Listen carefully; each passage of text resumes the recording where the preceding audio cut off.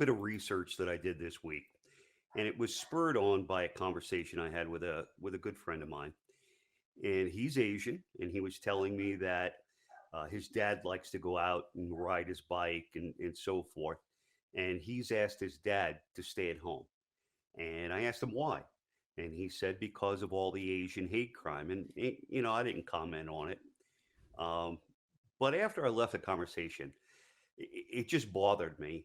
And I was really wondering, well, what's going on, right? So I wanted to dig into it. And I think at the end, it's more propaganda than anything else.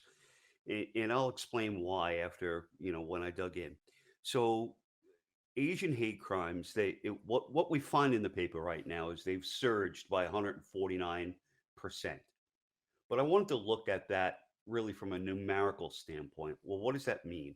And it's gone from 49 to 122 people in a year. Now, there's 17.2 million Asian Americans. So in terms of, the percentage, I mean, it's extremely low. And where we're seeing this is in New York, San Francisco, Los Angeles, big cities like that. So I took New York as an example. It went from 3 to 28 last year. So substantial difference. But when you look at it overall, New York had 4,844 assaults last year. Out of that, 28 of them were considered hate crimes. And what I found by reading this is that they're not always positive that they actually are hate crimes. And since the crime in New York has gone up substantially, I would imagine that the Asians are getting their fair share of it. So I think what's happening right now is the media is looking at this and throwing it out like they do a variety of other things, and they're stirring some division. And more importantly, they're really getting people to be, much more frightened than they should. And so that's just concerning to me again. So I wanted to look into it. I mean, really, if you wanted to look at, a massive wave of Asian hate crime, I mean, all you have to do is look at the Chinese Communist Party. They've committed genocide. That there were 90,000 Uyghurs in 2016, and now there's about 20,000 of them today. So it doesn't make sense. Why is the news not focusing? I mean, that's 70,000 people that the Chinese have disposed of. And we're talking about an increase of 46 or whatever here in the United States. It just sure seems like propaganda, and it sure seems like, fear mongering. I don't know. Anyway, that's kind of what I came up with. You have any thoughts on it? So yeah, I mean, I shared that video about the Uyghurs after you made that comment on our last episode because I thought a lot of people would be looking for it and maybe want to know more about it. It's pretty disturbing, and I kind of knew about it, so I knew who they were. I knew there were propaganda camps. I didn't know things like the population decrease and stuff like that. So the video was really enlightening to me too. Look, in the end, the media does this because this is the narrative, right? The narrative we've gone over this how many episodes, right? Where Right. it's division. It's about division. Get in your box, right? So there's an element of it where it's like, oh, we have a group out here who doesn't feel alienated.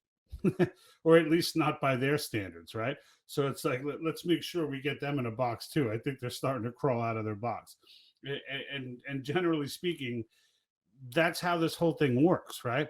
This message, look, you can go down any path you want as to the motive, right, behind it and who's paying for it and all that stuff. I mean, clearly, in a lot of the media, it's Soros driven, right? A lot of the web Right. media and stuff like that. It's all those like Media Matters and all that. That's all Soros driven, right? But now Soros isn't he's a financier, but he's not the big fish here. You know what I mean? Like, so he's into it. He wants the movement to succeed. He'll fund as much of it as he can. But there's more people into this. There's more people pumping this message than just the Soros people, and that's where it gets twisted, right? Because and this is where it starts to become a rabbit hole because it's very difficult to find the motivation because even mixed in with it, there may be some media people who actually believe this. So Right. so you've got the ones who actually believe it. You've got the ones who are dubious and know what they're doing and do it anyway. You got other ones who know what they're doing, but they're doing it for ratings, right? So it's like it's like you got all these different, and you could pick out any one of those motives.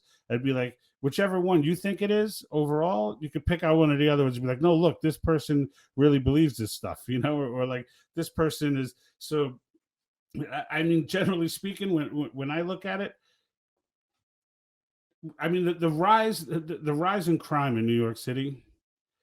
I could almost, I mean I didn't look this up because I mean this was kind of your thing. Maybe you have some numbers on it, but everybody's stats probably went up as far as who's getting attacked and who's getting like but like that's not the way it's reported. I mean there's more crime in New York City now than there has been since I was a kid. Yeah. Since the 80s, 80s, early 90s, the whole pre-Giuliani era. It was horrific, and the fact is, when crime goes up, everybody's stats are going to go up, right? The one guy that shot up the massage parlors or whatever, turns out he was some kind of friggin' sex freak, and like I guess I didn't get the full gist of how deep his psychosis went, but I got enough of it to know that he had nothing against it. It's not like they found him and he had all this anti-Asian stuff in his house, and or it was ever quoted as it just so happens the places he went were Asian places, and he felt he needed to lash out at them because of his. I mean, he was a real crackpot, and it's like it wasn't a hate crime. It was just this. It's an unfortunate incident, is what it was. Yeah. And that's what it usually, when you get down, not just with these scenarios, but with all of them, that's usually what, not always, but usually what it comes down to. It's just some psycho, but because the races were different, they figure out a way to pin hate crime on it, and now it's so it's not to denote the fact that it exists, even though a hate crime is such a weird term to me because I'm like, if you if you kill somebody, clearly there's some animosity there. Yeah. It's kind of like pleading temporary insanity. Like, he just murdered someone. You think he wasn't? He was insane. You think? Like, no, this guy's probably perfectly okay. He won't do it again. Yeah, it's like some of these terms they come up with just kill me. It's like, of course they hated the person. They killed him. Yeah. It's like I Yeah. don't know. I don't know. I mean, yeah, I understand what you're saying. I think that and there are people that do target particular Sure. groups or maybe just target anybody that's different. I think in the end, bringing this piece to a close, the thing that disturbs me the most about it is the reason I looked into it, because there's an old man somewhere here in Southern California who's afraid to leave his house, afraid to get on a bicycle, and afraid to go out and get some exercise. One more reason to stay home. And, these are people's lives. So when this gets put out there, you know, You hey, know what? In the end, you got to good. live your own life, man. You can't be sitting home scared over stuff like you just can't. Well, You just can't. you and I You got could to say own that. that. And, Well, and I get it. I get it. But at the end of the day, media is having an impact on the way people are living their lives because of their fear mongering. And sure, that disturbs me. they always do, right? Yeah. Well, I always go back to the shark attack year. I forget what it was. It was like maybe 8 or 9 years ago. But every other day, it seemed like they're coming out with a new shark attack story because they just had a slow news cycle. So they started reporting these shark attacks.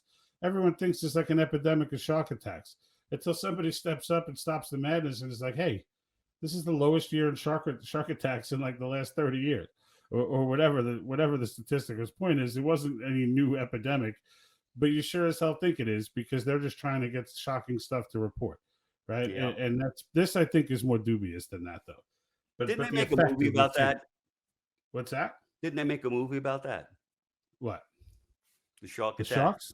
Yeah. Yeah, yeah. They made like five of them. Yeah. Yeah. They did. And the shark kept Yeah, getting each one bigger. got worse. The shark kept getting bigger and more, and it was more bloody. All Yeah. right, sir. Well, I appreciate you weighing in on that one, and we'll wrap this piece up. Thank you. Yeah. Done deal.